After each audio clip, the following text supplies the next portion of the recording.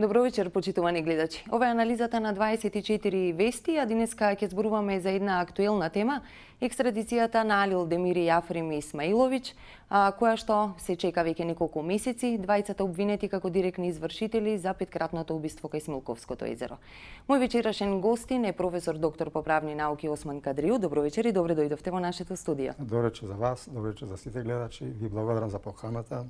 Да, јас пред да започнеме со разговорот тука во студио да напоменам за гледачите дека исто така се обидовме да стапиме во контакт и со министерот за правда Блерин Беџети, како би дошол во нашето студио и секако да одговориме на неколку прашања поврзани со екстрадицијата на двајцата обвинети за убиството кај Смилковското езеро, но за жал не добивме таква прилика, па се надеваме дека во наредна прилика ќе имаме таква можност министерот за правда да одговори токму на овие прашања во студиото на 24 вести. Господине Кадрију, зошто мислите дека се одолговликува екстрадицијата? Како прво прашање за оваа анализа. Па видите, стои фактот дека кога станува збор за екстрадиција, станува збор за една мощна чувствителна институција, која институција во нашето право и не само во нашето право е уредено во повеќе области. Таа има елементи како институција на уставно-правна материја, има елементи на кривично-правна материја, има елементи на меѓународно правна материја. Екстрадицијата во нашето право и во нашиот правен систем е уредена со конкретни прописи. Поаѓајќи од овие области, не случајно треба да се повикуваме на прво место на самиот устав како основен правен акт и највисок правен акт на нашата држава и не само кај нас.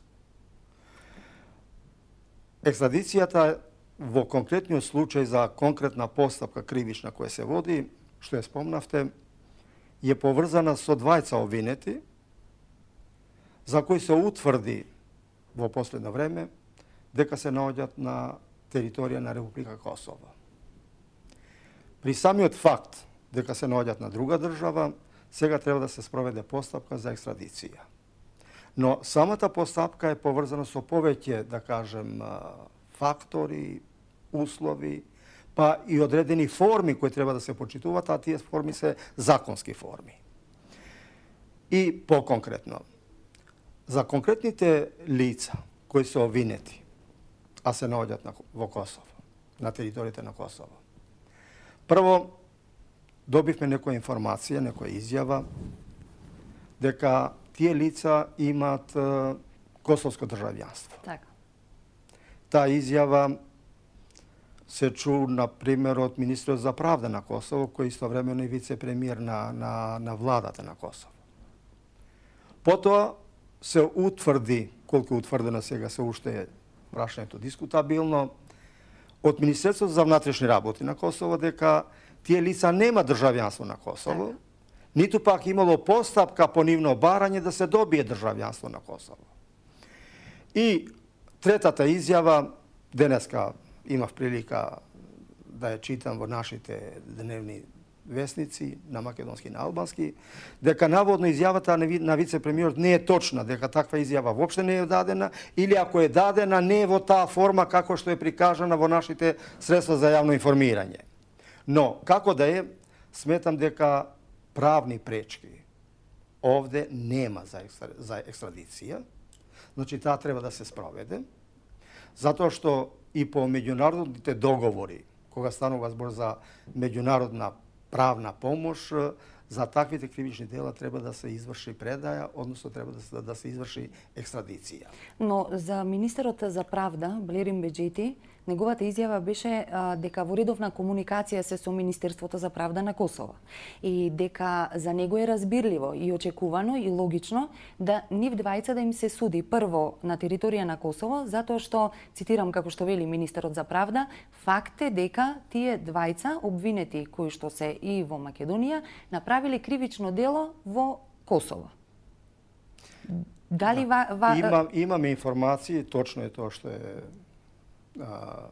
наговестено, дека за истите лица се води кривична постапка за конкретно кривично дело, колку што ми е познато, станува збор за кривично дело носење на оружје. Да, недозволено оружје.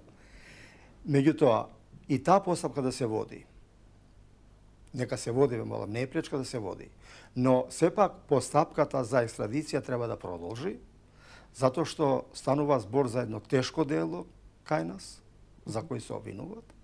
И во таа постапка исклучиво е надлежен судот на Косово, кој треба да донесе одлука, а потоа одлуката преку Министерството за правда треба да се достави до надлежните органи на нашата држава и да се спроведе постапката за екстрадиција, тоа значи за предавање на нашите државјани, односно нивните државјани под услов ако го имат државјанството на Косово, за да може да се спроведе постапката овде. Постапка која тече, која се води и која ето како што гледаме и слушаме и секој ден ги следиме овие постапките за случајот, за петослукото убиство, веќе при крај. Но ќе беше мощне добро ве молам за кривичниот суд на нашата држава. И во интерес на материјалната вистина, која секогаш треба да се утврди во кривичната постапка, кога станува збор за конкретно кривично дело и за конкретни лица обвинети за тоа кривично дело, да бидат и тие сослушани за да може да се комплетира фактичката состојба и врз основа на така комплетираната фактичка состојба со примена на материјалното право да се доаѓа до вистината. Така. Пред да продолжиме понатаму, секако околу косовските државјанства и сите оние контрадикторни информации кои што излегува во јавноста, имаат косовски пасош, немаат косовско државјанство, предлагам да го видиме прилогот кој што пред неколку дена го направи колегата Гоце Михајловски, поврзано со изјавата на косовскиот министер за правда, исто така изјава и на поранешниот министер за правда во Македонија Михајло Маневски. Режија, ако може да го видиме прилогот. Алил Демири и Африм Исмаиловиќ и двајцата обвинети дека се директни извршители на суровото убиство на 4 момчиња и рибар од Кисмилковското езеро, најверојатно нема да се соочат со правдата во земјава. Нивната екстрадиција од Косово, каде што беа уапсени по потерница на македонските власти, е запрена, јави регионалната новинска мрежа Сет Таймс, повикувајќи се на изјава на косовскиот министер за правда Хајредин Кучи. Тој рекол дека тамошното судство се занимава со двајцата обвинети, но нивното двојно државјанство може да ги поштеди од предавањето на македонскиот суд. Косово не ги екстрадира своите државјани. Двете лица за кои станува збор се косовски државјани. Во Македонското министерство за правда се уште не пристигнало никакво известување од Приштина, но извори од таму не се изненадени од развојот на настаните. Дека Косово нема намера да ги предаде двајцата осумничени за тероризам, стана јасно веднаш по нивното апсење во март, кога експресно беа обвинети во Косово за наводно поседување на оружје, дело за кое косовските судови се уште немаат закажано ниту судење. Наспроти ова, братот на Демири кој го посетил Алил на Косово, деновиве тврдеше дека тој сака да се врати во земјава и да докаже дека е невин. Нека ме ностати, сакам да дојдам и да излезам пред правдата и да го кажам тоа дека не сум го направил. Зошто претходно не се појави сами? Па се плашил брат ми претходно зашто не малтретирале тука. Македонија со Косово има подпишано договор за екстрадиција, но не и договор за предавање на сопствените државјани што направиле кривични дела во другата држава. Сепак според познавачите, ова не би требало да представува пречка, бидејќи Демири и Исмаиловиќ се обвинети за најтешко кривично дело, за кое се одговара секаде во светот. Сузбивањето на организираниот криминал, тероризмот, корупцијата, перењето на пари и така натаму, практично не треба да познава државјанство. Значи, секој сторител на кривично дело кој што сторил било каде кривично дело треба да биде земен на казнена одговорност. И затоа се ги изменија уставите сите држави и случаја билатерални договори. Судот во Приштина нема временски лимит да ја донесе одлуката за екстрадицијата на двајцата обвинети во Монструм. Сепак каква и да биде таа, последниот збор ќе го има токму министерот за правда Кучи, кој проценката дали Демири Исмаиловиќ ќе бидат предадени на македонските власти, ќе врши врз основа на политичките, националните и безбедносните интереси на Косово. Да, најновиот развој од денеска е дека Косовското министерство за правда преку писмено соопштение ги извести медиумите во Косово дека таква изјава не е дадена, дека двајцата обвинети имаат косовско државјанство. Дали можеби ваквите изјави следуваат токму поради некој обид да се избегне екстрадицијата да бидат доведени во Македонија, верувајќи дека косовското државјанство, поточно еве државјанство од друга земја, навистина гарантира одолговлекување на екстрадицијата или можеби и воопшто да не се случи таа. Колку другото државјанство ги штити обвинетите или осудените лица да дојдат во земјата каде што се обвинети или осудени дека направиле кривично дело? Видите, овде станува збор за две околности кои треба да бидат расчистени. Врз основа на нив и нивното расветлување може да се добие соодветен одговор да биде објективен, реален, соодветен. Имено, клучното прашање дали обвинетите, овие двајца што се на територија на Косово, имат државјанство на Косово или не. Ако под предпоставка немат, како што ве молам, ето, скоро сите државни органи се произнесуваат дека нема државјанство на Косово. Официјалните, да. Официјални. Вклучувајќи, ве молам, и Министерството за внатрешни работи, кој Во е Косово. најсоодветен, најмеродавен орган кога станува збор за државјанството, затоа што тој има евиденција на своите државјани. А тие тврдат, мисли Министерството за внатрешни работи, дека нема државјанство. Правни пречки нема. Второто прашање. Ако станува збор за лица кои имат друго државјанство, странско, косовско државјанство, во конкретниот случај, тогаш ве молам може да се доведе во прашање спроведувањето на самата институција екстрадиција. Ово од следните причини. Господинот Маневски со право нагласи дека во последно време, ево сега ќе се задржам исклучиво на институцијата екстрадиција како е уредена, се врши интервенција во сите устави, скоро демократските устави, се изврши интервенција и во нашиот устав. А нашиот устав, право да ја кажам, влегува во група на демократските устави во светот, а во уставот се наведува и се нагласува и се санкционира едно прашање, мощно е важно, дека секоја држава, и тие на таа околност се повикуваат органите на Косово, се наоѓа пред три императиви кои треба да ги прочитува кога станува збор за своите државјани. За своите државјани. Прво, ниту на еден државјани не може да му се одземе државјанството по ниту еден основ и услов. Второ, ниту еден државјанин не може да биде протеран од својата територија на друга држава, на друга територија за било какво кривично дело да е сторено и да одговара во нашата држава пред нашите државни органи, односно судската власт. И трета околност, што е поврзана со нашата тема, се забранува предавањето на нашите државјани на друга држава, за да може на друга држава и пред нејзините органи тие да одговарат кривично. А видите зошто се предвидуваат овие три, да кажем, атрибути значајни во форма на императиви која задолжува државата да ги почитуваат. Посебно за предавањето. Кај нас, и не само кај нас, али посебно кај нас, во нашиот устав, со одредбите од член 4 од уставот, е подвлечено дека суверенитетот на нашата држава потекнува од граѓаните и припаѓа на граѓаните. Ве молам, ова дефиниција мощно е значајна. Се уредува прашањето на суверенитетот, а суверенитетот е еден од елементите на една држава за да постои или да не постои како држава. Да. Елементот на суверенитетот, територијата и народот. Со овие три елементи се сочинува државата и таа се признава де јуре и де факто. Постои како држава. Било кој од овие елементи да се доведе во прашање, се доведе во прашање самата држава. И сега, ве молам да се вратиме на екстрадицијата. Ако државата, значи, забранува да се предае нашиот граѓанин на другата држава, тоа не случајно го прави. Го прави од причини што со предавањето на нашите граѓани, на нашите државјани на друга држава, ве молам, ако се интерпретира добро уставната норма, тоа значи дека ние предаваме дел од нашиот суверенитет, а тоа е недопустиво. Но, ово е правило. Од секој правило во правото има исклучоци. И сега да ви кажам кои се исклучоците и по кој исклучок сега е кај нас, во нашата држава, е извршена интервенција во Уставот, во највисокиот правен акт, 2011 година, со познатиот уставен амандман, тој е уставниот амандман 32, и со кој амандман се предвидува сега исклучок од забраната кога и нашата држава може да изврши предај на својот граѓанин на друга држава и нејзините органи. Да, која е целта на овие измени во 2011 година кои што се случија во Уставот?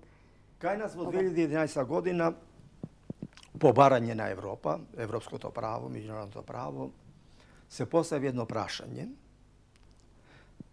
кое требаше да се реши и чие решавање во теки се решава, но процесот е долг, постапката е долга, а имено во сите земји на регионот наш.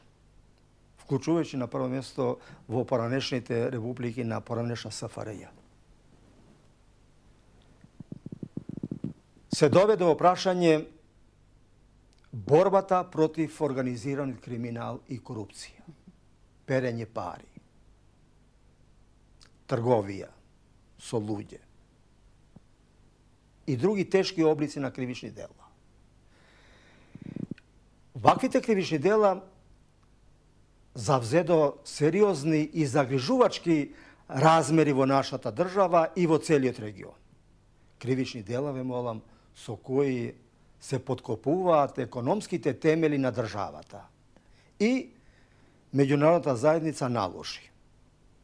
Во сите овие земји проблематични, со организиран криминал, со корупција, со тешки видови на кривични дела, со кои се доведе во прашање и опстанокот на државата и виталните функции на државата, да се изврши интервенција и во Уставот како највисок правен акт и во Уставот со уставна норма, а тоа е во нашиот случај уставниот амандман, да се предвиди исклучок во кои случаеви сепак државата ќе овозможи предавање на својот граѓанин на странска држава, на друга држава и на нејзините органи за судење. Мотивите беа, значи, ефикасна борба против организираниот криминал, против корупцијата, перењето пари и другите тешки видови и облици на конкретни и мощни тешки кривични дела за државата, за економијата, за граѓаните и за опстанокот на државата.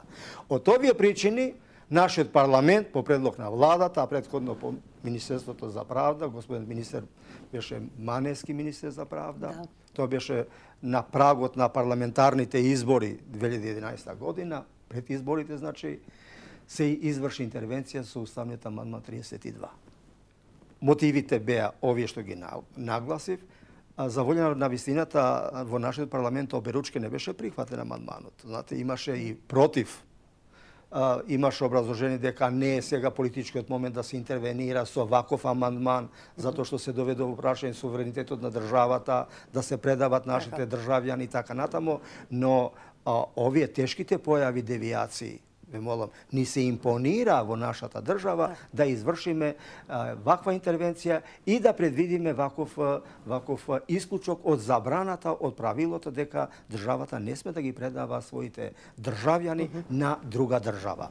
Но се нагласи, овај исклучок кај нас уреден и санкциониран со посебен уставен амандман, уставниот амандман 32, може да биде спроведен само врз основа на меѓународен договор, кој треба да биде ратификуван од нашата држава согласно Уставот, а тоа е парламентот надлежен за ратификација на договорите, и врз основа на одлуката на судот. Со овие два услови и со овие мотиви, значи кај нас во нашето право, во нашиот правен систем, во нашиот уставен систем се изврши интервенција во Уставот и се предвидува ваквиот исклучок. И сега да се вратиме на прашањето. Откако се донесе овај амандман кај нас, нашата држава веќе почна да склучува, али не меѓународни повеќе странични договори, туку билатерални договори. И еден од првите договори кој е случаен, познато е за нашата јавност, е договорот помеѓу нашата држава, Република Македонија и Република Србија. И тој договор сега се спроведува. И сега, ако конкретните лица за кои зборуваме имат косовско државјанство, за мене немат. Ја имам резерва околу тоа дека тие имат државјанство Косово, врз основа на сите овие укажувања, информации и сознанија што ги имаме, но ако ги имат државјанствата косовски, тогаш косовската влада со право, условно речено и под наводници, се повикува дека нема да ги предава своите граѓани затоа што нема таков договор. Прашањето значи дали помеѓу нас како држава, Република Македонија и Република Косово има конкретен билатерален договор за соработка, за екстрадиција, а за наведените кривични дела, кои беа и мотиви и основна мотивација да се изврши интервенција во нашиот устав. Ако таквиот договор не постои, ќе имаме проблем околу екстрадиција. Но како да е, ја мислам дека државјанството не е стечено во Косово, тие се државјани на нашата држава и другите, да кажем, правни предпоставки ќе бидат исполнети за да се постигне и да се реализира самата екстрадиција и целите кои треба да се постигнат со неа. Сега кога зборуваме за соработката помеѓу двете земји, ќе искористам од социјалните мрежи Твитер, поранешниот министер за надворешни работи Антонио Милошовски напиша дека сега Косово е на тест за владење на правото во нивната земја со екстрадицијата на Демири Исмаиловиќ. Дали можеби со овој случај на тест е и соработката помеѓу Македонија и Косово, добрите односи на двете земји? Па, ја мислим, критички да се анализира, мислим, тој однос и таа состојба околу соработката, треба да бидеме задоволни. До сега се постигнати значајни договори помеѓу Република Македонија и Косово во повеќе сфери на општествени односи, а сигурно на прво место и најчувствителна сфера е ова, да кажем, соработка во сферата на правосудството, правосудните органи, внатрешните работи. Со други зборови, овие односи состојби кои се поврзани или се резултат, односно последица на тешките кривични дела. Ја мислим дека овде во интерес е на двете држави, да не кажем и на целиот регион, па и на Европа, да имаме ние ефикасна борба против криминалот. Затоа што нема да добие и Косово ако нема соработка. Нема никаков интерес. Напротив, штета ќе има ако нема, да кажем, односи и добри состојби и договори јасни, склучени за ова соработка која е нужна, неминовна и е кондицио sine qua non за да имаме едни здрави состојби на целиот регион. На прво место безбедноста да ни биде на висина. А безбедноста секогаш ќе биде доведена во прашање ако нам ни царуваат разните кривични дела. Кривичните дела кои се поврзани и со здравјето и животот на луѓето. Имотот на луѓето, имотот на државата и така натаму. Исто така контрадикторните изјави во смисла прво дека имаат косовско државенство, а после дека немаат, и тоа кои доаѓа од високи функционери, поточно значи од министерот за правда на Косово. Дали можеби наговестува онака како сомнеш во јавноста да имаме дека можеби во оваа цела ситуација и меѓународниот фактор игра своја улога како медијатор помеѓу двете земји? Па, што се однесува до меѓународниот фактор, јас колку можам да забележувам врз основа на нивното посредување, да кажем, медијаторство, па и нивните напаствија, нивните укажувања, јас сепак сметам дека надворешниот фактор, меѓународниот фактор има позитивен однос кон овие односи и состојби.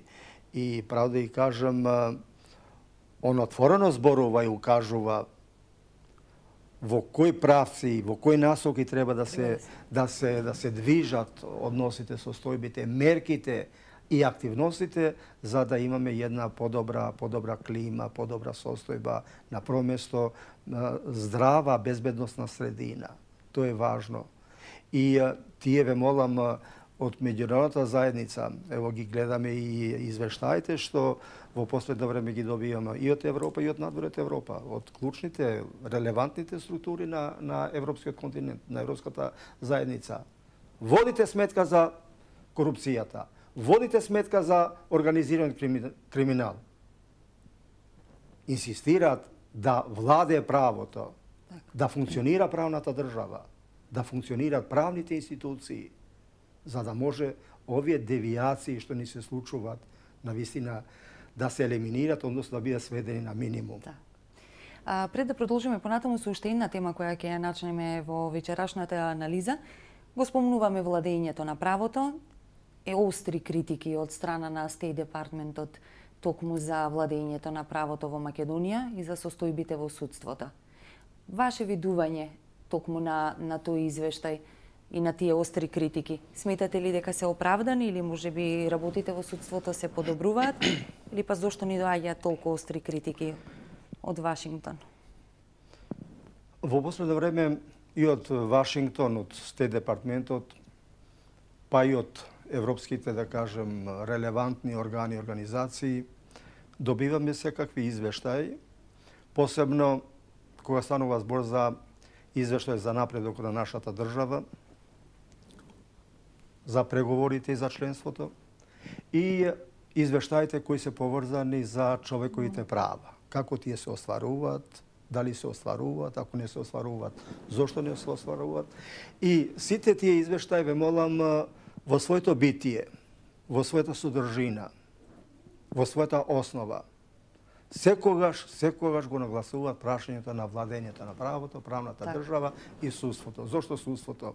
Судството во секоја држава, неовисно на внатрешното уредување, секогаш представува последна инстанца. Ве молам, пред која инстанца граѓаните ги остваруваат своите права. И сега прашањето е, ако е тоа така, а поинаку не може да биде, дали навистина имаме судство кој ни нуди ажурност, ефикасност, квалитет, квантитет, безбедност, сигурност, квалитет во владењето на правото, квалитет во уживањето на правата и слободите на граѓаните. Извештаите во оваа смисла се доста ригорозни и имаат, да кажем, негативна конотација, дека се уште немаме ефикасно судство, немаме квалитетно судство, имаме корупција во судството, имаме одолговлекување на постапките и во сето тоа на две познати начела, ве молам, се повикуваат и надворешните фактори, а посебно Европскиот суд за човекови права, кога решава по апликациите на нашите граѓани, а кои апликации се уперени против државата, односно против националните судови наши. Тие се право на судење во разумен рок и право на правично судење. Овие две, ве молам, да кажем, начела. И злоупотреба на притворот најчесто Апсолутно, исто. апсолутно. Овие две начела представуваат, ве молам, суверени принципи во правото. И во нашето право, како национално право, и во меѓународното право. И ако овие принципи не се почитуваат, секогаш се доведе во прашање благовременото остварување на правата на граѓаните пред судската власт. А во правото постои една аксиома правна која вели: ако на граѓанинот му следува одредено право, а се задоцнува, тој е најголема неправда. Таа неправда треба да се совлада. И меѓународниот суд посебно, ве молам, се занимава, условно речено, дали кај нас се завршуваат постапките во разумен рок. И ако не се завршуваат, само по тој основ ја казнуваат нашата држава со одредени парични средства во полза на апликантот и под услов да е правниот основ неоснован и да се изгуби апликацијата како неоснована, да се одбие. Но ако е повредено начелото судење во разумен рок, граѓанинот добива надомесна штета на товар на државата. И оно прашањето што вие го нагласивте, тоа прашање можем да го поврземе и со случај сега што се води кришна постапка за петосрукото убиство притворите. Ние во последно време, молам, имаме сериозна реакција од Европскиот суд за човекови права, зошто притворите навистина се, да кажем, одолговлекуваат и се продолжуваат со решенија кои кривичниот суд ги носи месечно.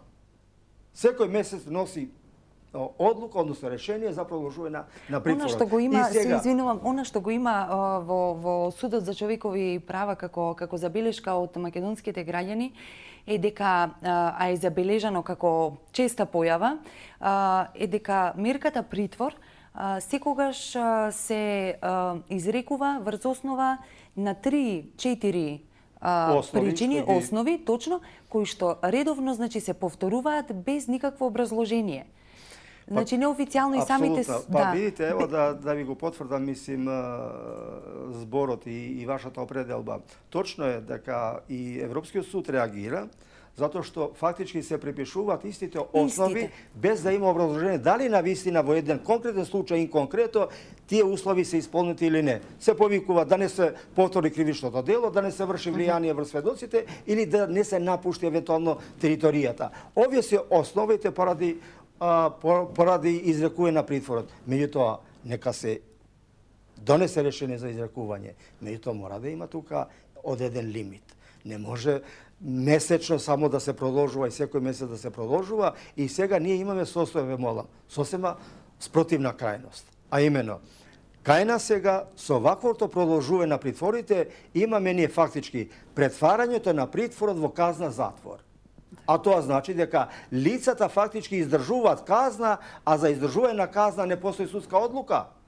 Судската одлука се уште не е донесена. Постапката не е окончана, а тие се наоѓаат под наводници притвор, а фактички издржуваат казна затвор. Тоа е недопустимо. Значи мерката се претвора во казна. Да, апсолутно, мерката во казна. Казна и то казна, најстрога казна.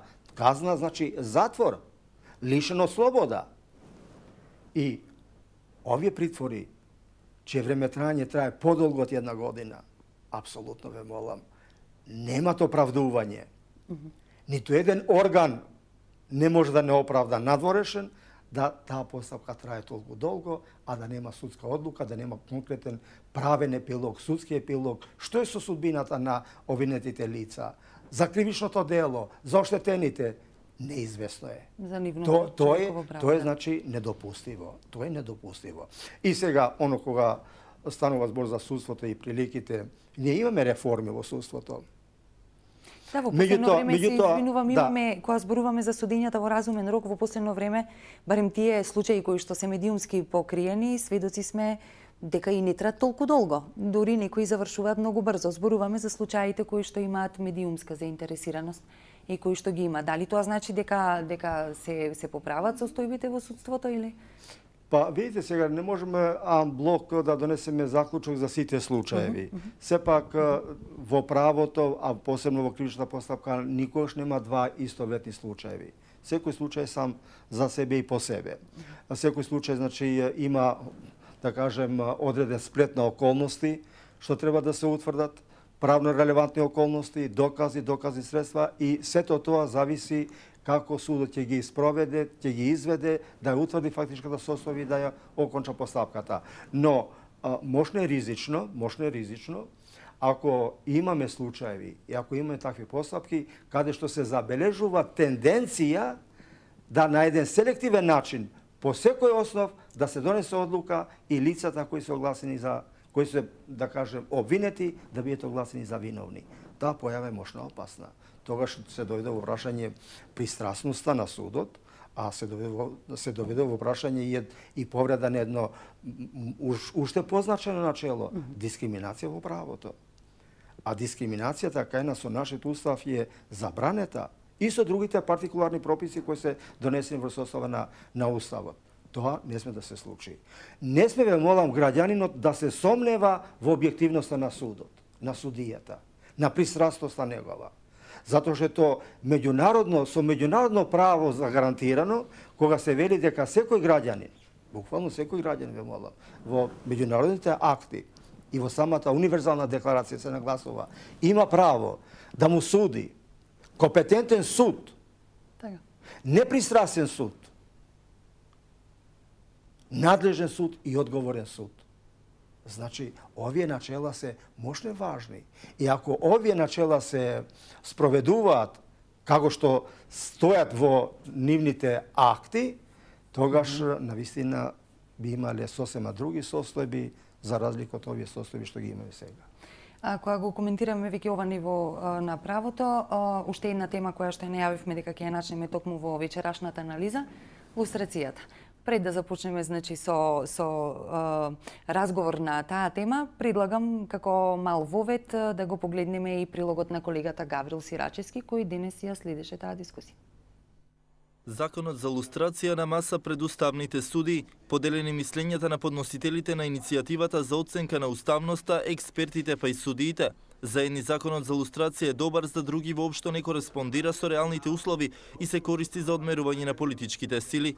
Деновиве, вие сте сведоци во која што беше искодошен, да речам, ајде, да грубо да се изразам, судот, некој судот го предаде и средствата за јавни информации процурија таму кој што како гласал во Уставниот суд.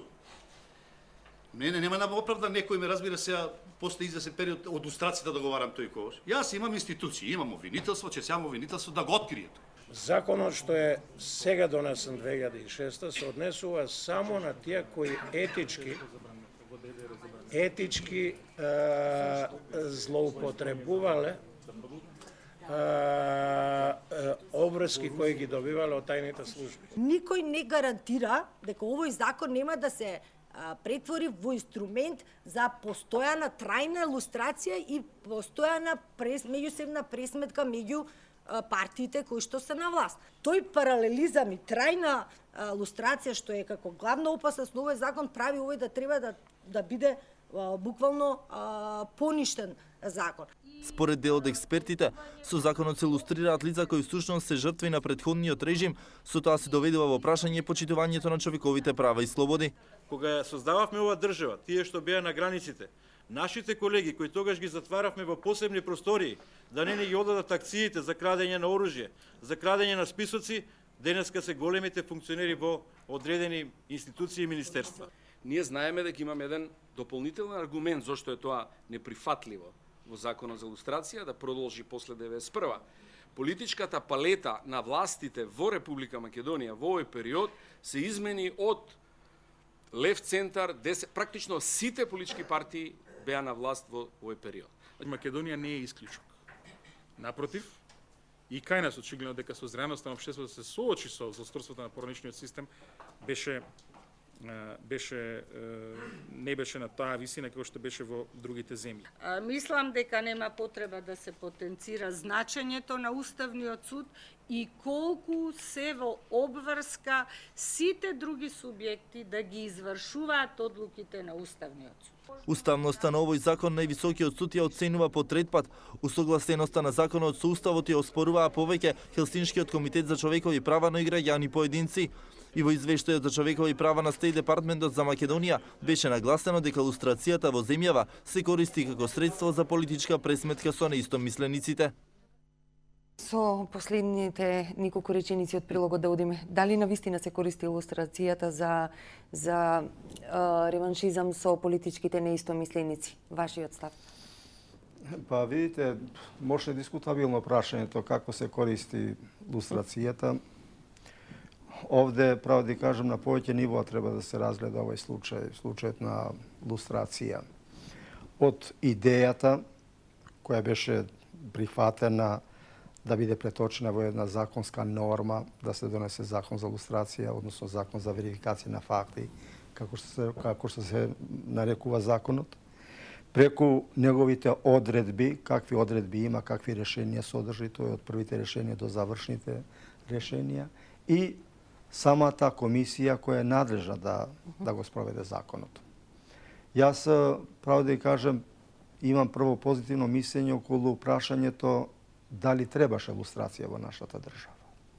Ја мислам дека требаше, затоа што за волја на вистината со овие, да кажем, состојби што се утврдуваат преку комисијата, на вистина доаѓаме до состојба да утврдиме, а без тоа немаше сигурно ни можност тоа да се утврди, какви повреди трпеле нашите граѓани преку тие тајни служби, а уште повеќе преку нивните соработници, што закон ги нарекува соработници, информатори, ние во нашиот дневен жаргон ги нарекуваме кодоши. Тоа е едно прашање. За волја на вистината и европските, да кажем, релевантни органи, познати се директивите, ве молам, кои беа донесени од Советот на Европата, на Европа, од парламентарното европско, да кажем, тело, да се пристапи кон расчистувањето со одредени состојби од минатото, како реликт на комунизмот, на комунистичкиот режим, на тој систем кој често пати сега го нарекува тоталитарен. Не би се согласил дека во се беше тоталитарен, бар нашиот југословенски, за разлика од другите источни земји. Но кога се пристапи да таа определба биде преточена во законски норми, дојдовме до одредени, да кажем, резултати кои, според моето мислење, не беа во духот и на она идејата на целта што требаше да се постигне, па ето сега се доведе во прашање дали имат и уставен основ. Првото прашање кои категории треба да бидат офатени, второто прашање кои периоди треба да бидат офатени.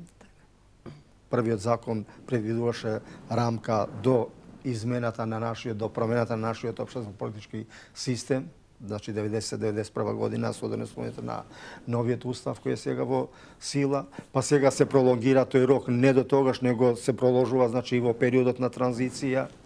А сега ево иницијаторите на овие иницијативите велат дека овој период никако не треба да биде усвоен затоа што сега немаме ние, да кажем, соработници, нема прислушкивање на граѓани и така натаму.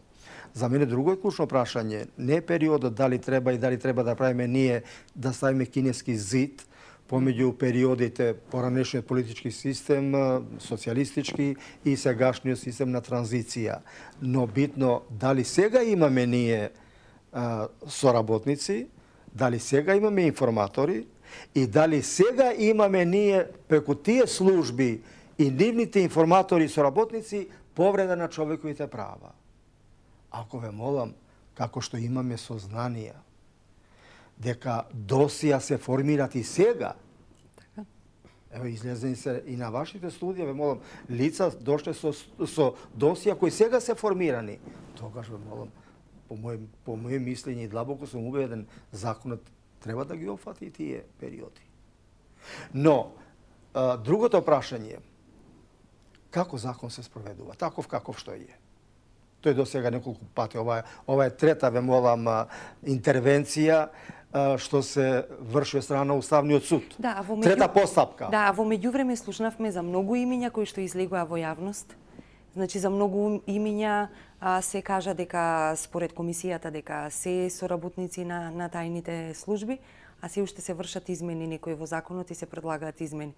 Дали можеби треба да се почека да се... Па, видите, право да ја кажем, тука ја имам една резерва околу во право сте кога го нагласивте прашањето за имињата, без да се оконча постапката со правосудна одлука. Видите сега по законот, бар на закон се повикува комисијата дека тие имале овластување да ги објавуваат имињата со првото решение нивно. Првото решение нивно е прв акт, правен акт. Меѓутоа не е правосилен, ме молам. Тој акт треба да подлежи на тамошна законска процедура, на тамошна постапка околу законитоста на тој акт, а тој е управниот суд, кој треба да се произнесе. До тогаш, според моето мислење, апсолутно не треба да се објавуваат имињата. Зошто? Од проста причина. И овде, ве молам, ние имаме, да кажем, одредена врста или одреден вид на одговорност. Тоа е политичка одговорност. За секој вид на одговорност, да запамтиме и да знаеме треба, мора да се применат оние важните начела кои се составен дел на правниот поредок на земјата. А од тие начела е и оно уставното начело дека, иако тоа се однесува на кривично-правната одговорност, меѓутоа мутатис мутандис треба да се примени и за другите видови на одговорности. Презумпција на невиност секогаш треба да постои и да се почитува и важи до тој момент кога актот не стане правосилен. Сега ве молам, тие имиња се објавуваат. Тоа е една, да кажем, политичка пресметка, слободно можеме да кажеме. Второ, иако е сега тешко ние да зборуваме за конкретни случаи, дали навистина имало место за илустрација за тоа и тоа лице. Меѓутоа, према фактите и околностите што ги утврдува комисијата, доста индикативно. Например, лице, нема да го спомнам кој, за јавноста е познато, е илустриран, а тој, ве молам, во постапката пред комисијата носи досие, дека за него било формирано досие согласно законот кој е донесен 2000 година, дека службите за него работиле, против него работиле од политички и идеолошки причини, а сега, ве молам, од друга страна го покажуваат како соработник. Мислим, тоа е контрадикција и на адиекто ние го викаме, противречност во себе сам. Апсолутно не може да биде лице кој е носител на досие од политички и идеолошки причини, а од друга страна пред комисијата тоа лице да биде лустрирано како соработник. Тоа е нонсенс, не пие вода. Или, например, лице кој како малолетник дал некоја изјава и сега таа изјава како малолетник се користи и човекот го разреши од функција, врвна функција. Сметам дека има тука сериозни нелогичности и од тие причини, но како да е, да заклучам по ово прашање, треба да имаме лустрација, но прашање треба навистина повторно да се анализира законот од првата одредба до завршна одредба, дали сите одредби се окей, и третото прашање од комисијата се бара, например, навистина целосна одговорност. Се бара компетенција, се бара непристрасност. Не сме, ве молам, комисијата на селективен начин и само за конкретни лица да води постапка за лустрација и во таа постапка по секој основ да настои тие лица да ги прогласи како информатори, како соработници, како кодоши на тајните служби, со чија активност се повредени човековите права и слободи. Јас ви благодарам што бевте наш гостин, го исцрпивме времето за вечерашната анализа. Ви благодарам и вам, почитувани гледачи, на вниманието. Останете и понатаму со нас, следува Дневникот во 22 часот. Пријатно!